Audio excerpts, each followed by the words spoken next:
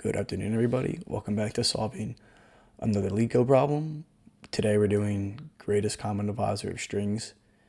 It's an easy question, but it is anything but an easy question. I actually found this question to be fairly difficult. It needed to do some, outside researching on my own and use some outside help. I'll get into more of what these are later, but as always, here's a description. Essentially what we're doing is we're finding the greatest or the largest substring that fits both into str1 and str2. If you just read this and take a look at the examples really quick, you'll get the gist of the problem. How we're going to solve this is we're going to use the greatest common divisor of str1's length and str2's length. The name kind of gives a little hint. I wish I would have used that earlier on, but nonetheless, the way we're going to solve this is we're going to use the GCD of both the strings' length, and then we're just going to substring str1, or whatever the larger string is. We're going to substring from 0 to whatever the GCD is, and then return that, because that's obviously going to give us the longest possible substring that we can have. But to do that, we first need to make sure that you're able to make a substring out of the both of them, or rather yet, that both strings are equal in a sense. For example, Leet and code are obviously not equal, but ABC is equal to ABC no matter how many times you repeat ABC. So the first thing I'm going to do is we're going to check for that condition with an if statement. We're going to check if str1 so str2 dot equals str2 plus str1, return that. That's kind of like our false return. And what this is doing is say if we add this to this, it's going to be the same if we add this to this. So that's how we know that there's a possible, or that there is going to be a substring that we can take. For example, down here, if you add Leet to code, but code to Leet, it's not going to be the same. So there's no substring that you can take that divides the two. Okay, so now that we have that out of the way, I'm going to make some temp variables for the max and the min, and these are just going to hold whichever string has the greatest or is the longest. So if str1 is greater than str2, wow, max is equal to str1 and min is equal to str2. Else, just take this and copy it, swap these.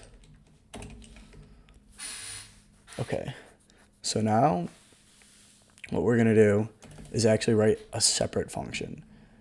And what this separate function is going to do is find the greatest common divisor of the lengths. So,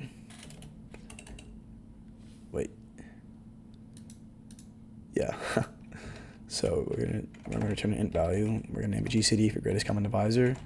And we're just gonna pass in int A and int B. And then from here, this is actually a really easy recursive function.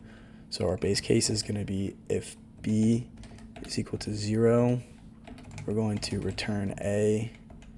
Otherwise, we're just going to return GCD of B A mod B.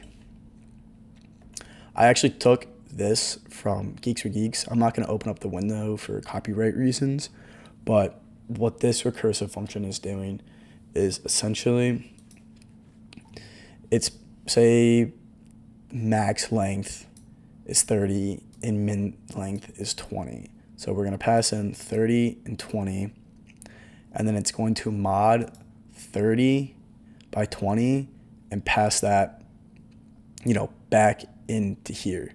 So basically we're going to recursively call all the way down until B becomes 0.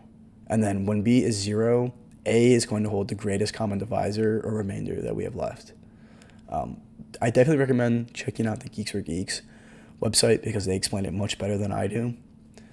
But that's basically all we have to do. And then from here, we can just return str1.substring starting at 0. And we're going to call it gcd on max.length and min.length.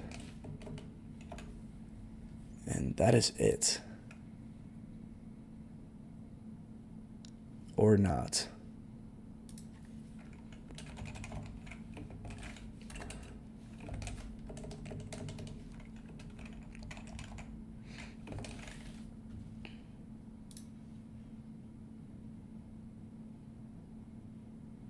Ugh, what is going on? I cannot type today. Wow.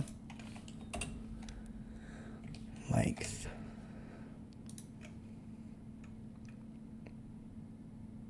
There we go. We're going to submit this.